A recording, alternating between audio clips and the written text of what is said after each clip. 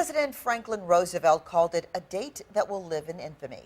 And at Joint Expeditionary Base Little Creek Fort Story, it is a day marked each year with a simple but poignant ceremony. The Japanese attack on Pearl Harbor killed more than 2,000 military and civilian personnel and injured more than 1,000.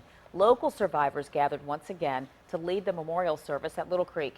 10 of your side's Art Kahn was also there and joins us now. Art?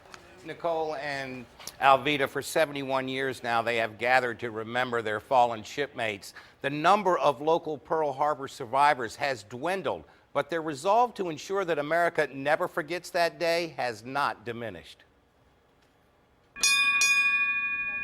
Pearl Harbor survivor arriving.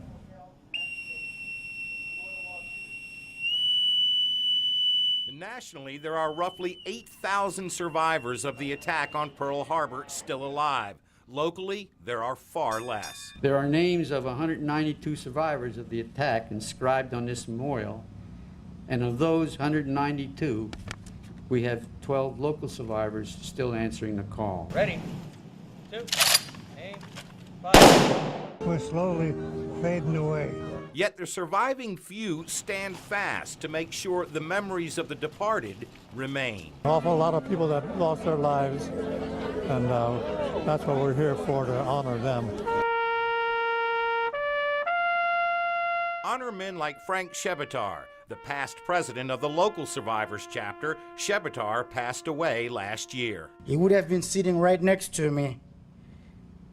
He has now joined the rank of shipmates gone before him. Shebatar's daughter, Ellen, found a way to make sure her father did not miss this year's ceremony. I could just feel his air over all of us. Shebatar's son, Jerry, was equally creative in his efforts to ensure his father's voice was heard this day. He wanted everybody to remember what took place on that day, the history of it. At 0755, the first of 2 waves of aircraft, over 326 of them, launched from 275 nautical miles north of Oahu, catching U.S. naval forces at Pearl Harbor by surprise. Yet men like these, members of the so-called greatest generation, turned defeat into victory. Most of that generation now gone. But the strength of America is we keep having the next greatest generation.